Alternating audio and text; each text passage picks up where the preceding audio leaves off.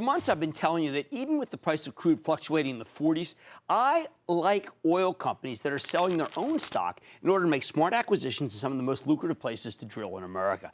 And recently, Carrizo Oil and Gas, CRZO, joined that club. Carrizo is a small $2.4 billion independent exploration production company with operations in the Eagle Ford, in the Permian, Delaware Basin there, the Utica Shale in Ohio, Marcellus Shale in Pennsylvania, and a small Niobrara Formation in Colorado, too. The company's one of the lowest cost producers in the country, all right? And in late October, we learned that Carrizo was buying 15,000 acres in the Eagle Ford Shale from Sanchez Energy. Needed the money, those guys, $181 million in cash. In order to pay for the deal, the company priced a 6 million share secondary offering at $37.50 the next day. Now, after that secondary, the stock pulled back to the low 30s, but last week, Carrizo reported a solid quarter.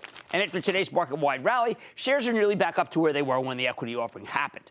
I think this is the right strategy. But can Carrizo continue to rally?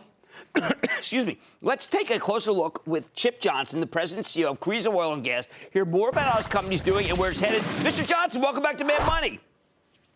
Glad to be here. Thank you, Jim. All right, Chip, just got to ask the obvious question first, because a lot of people feel who's in the White House does matter for your business. I've looked at your business for a very, very long time. I think what matters to your business is how smart you guys are, your ingenuity, your low costs, and your findings.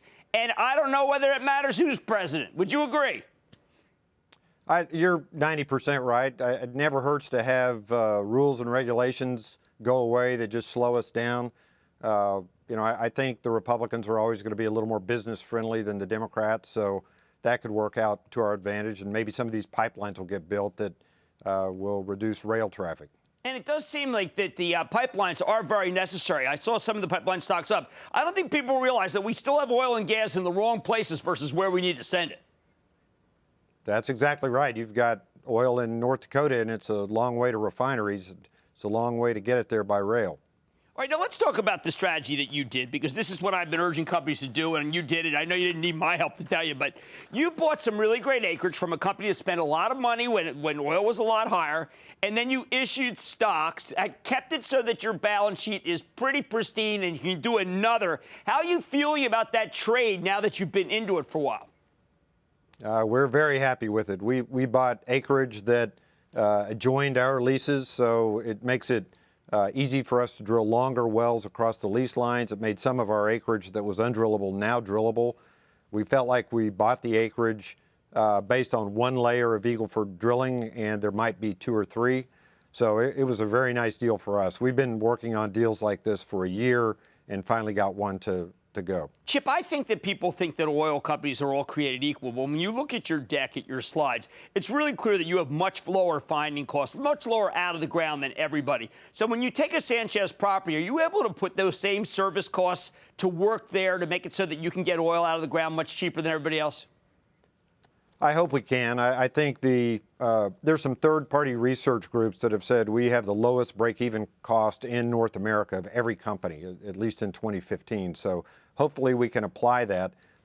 Sanchez did a good job keeping their drilling costs down, but these properties were scattered for them, and they are core for us, and they're right next to our properties. So we can bring the operating costs down, too, by just scaling up their assets. Now, a lot of companies were just kind of growing for the sake of growing without whatever the price is, $40, $39. I thought it was very interesting. You said at one of your conferences that you're not going to leave money on the table, that you'll grow when it's right, that you think that oil can go higher. And when that happens, because you've got a really good debt situation, that's when you'll choose to grow. That's still your strategy, right? That's still it. By doing this equity deal to pay for this acquisition, it was accretive. And it also delevered us somewhat. So now our year-end debt to EBITDA will probably be somewhere around 3, which should put us better than the median in our group. And we've announced that we're going to add a drilling rig next year. We don't have to yet. And the wells we're drilling right now would make almost a 50% rate of return at these prices. But we feel like by the end of 2017, the world supply and demand is going to be in equilibrium. And at that point, oil prices are going to start up.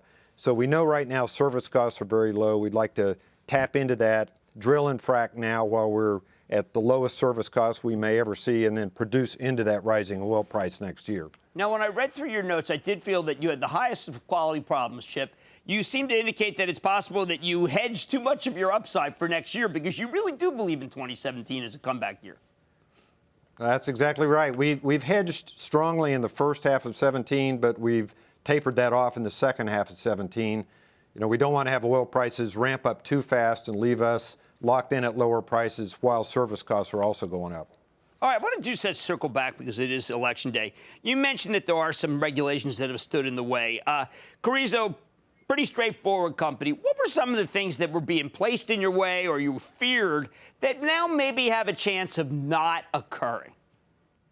You know, actually for Carrizo, there's not much. We're basically in states where we don't have much federal acreage and not a lot of federal oversight, so we mostly work with the states. It was nice to see in Colorado, though, that the Raise the Bar initiative passed that makes it harder to put ballot initiatives on the ballot every year to try to restrict drilling. Now it almost has to be statewide interest in having that be on the ballot before it can happen. So that will help us in the Niobrara up there. All right, well, look, I'm going to congratulate you. One of the few who kept your heads the whole time, really took advantage of the situation, never ruined your balance sheet, never pumped when you didn't have to. Chip Johnson, President and CEO of Carrizo Oil and Gas. Great to see you, sir. Thanks, Jim. All right. Chip's serious, knows how to run an oil company. I like that. Stick with Cramer. Booyah! Jim Cramer here from Mad Money. Thanks for watching CNBC on YouTube. Click here to subscribe and get the jump on my exclusives with CEOs, plus market news, investing advice, and a whole lot more.